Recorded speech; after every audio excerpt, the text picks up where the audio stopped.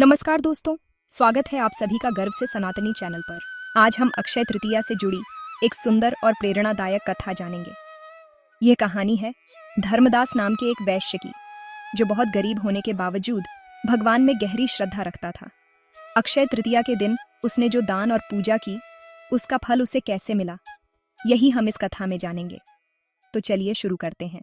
अक्षय तृतीया की कहानी। प्राचीन काल में धर्मदास नाम का एक वैश्य था। वह अपने परिवार के साथ एक छोटे से गांव में निवास करता था। धर्मदास बहुत ही गरीब था और हमेशा अपने परिवार के भरण पोषण की चिंता में डूबा रहता था। उसके परिवार में कई सदस्य थे, लेकिन आर्थिक स्थिति बहुत कमजोर थी। फिर भी धर्मदास अत्यंत धार्मिक प्रवृत्ति का व्यक्ति था। वह सदाचारी था और देवताओं तथा ब्राह्मणों के प्रति उसकी गहरी श्रद्धा थी। उसके अच्छे आचरण और भक्ति की चर्चा दूर दूर तक होती थी। एक दिन उसने अक्षय तृतीया व्रत का महात्म्य सुना। यह जानकर कि इस दिन किया गया दान और पुण्य अक्षय यानी कभी न समाप्त होने वाला होता है, उसने संकल्प लिया कि वह इस पावन दिन पर व्रत और दान अवश्य करेगा। अक्षय तृतीया के दिन धर्मदास सुबह जल्दी उठा, गंगा में स्नान किया और विधि पूर्वक भगवान की पूजा की। इसके बाद उसने अपनी सामर्थ्य के अनुसार जल से भरे घड़े, पंखे, जौ, सत्तू, चावल, नमक, गेहूं, गुड़, घी, दही, सोना और वस्त्र आदि वस्तुएं भगवान को अर्पित कर ब्राह्मणों को दान में दी।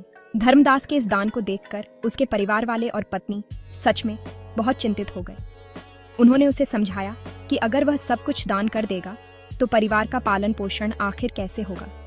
लेकिन धर्मदास अपने संकल्प से नहीं डिगा और उसने पूरी श्रद्धा के साथ दान पुण्य जारी रखा। जीवन भर उसने हर वर्ष अक्षय तृतीया के दिन विधिपूर्वक पूजा और दान किया। वृद्धावस्था में भी जब वह कई रोगों से पीड़ित था, तब भी उसने व्रत और धर्म कर्म नहीं छोड़ा। अपने इन्हीं पुण्य के प्रभाव से अगले जन्म में धर्मदास कुशावती नगरी का एक अत्यंत धनी और प्रतापी राजा बना। कहा जाता है कि उसके महायज्ञ में अक्षय तृतीया के दिन स्वयं त्रिदेव भी ब्राह्मण का वेश धारण करके सम्मिलित होते थे। इतना वैभव और सामर्थ्य प्राप्त होने के बाद भी धर्मदास को कभी घमंड नहीं हुआ।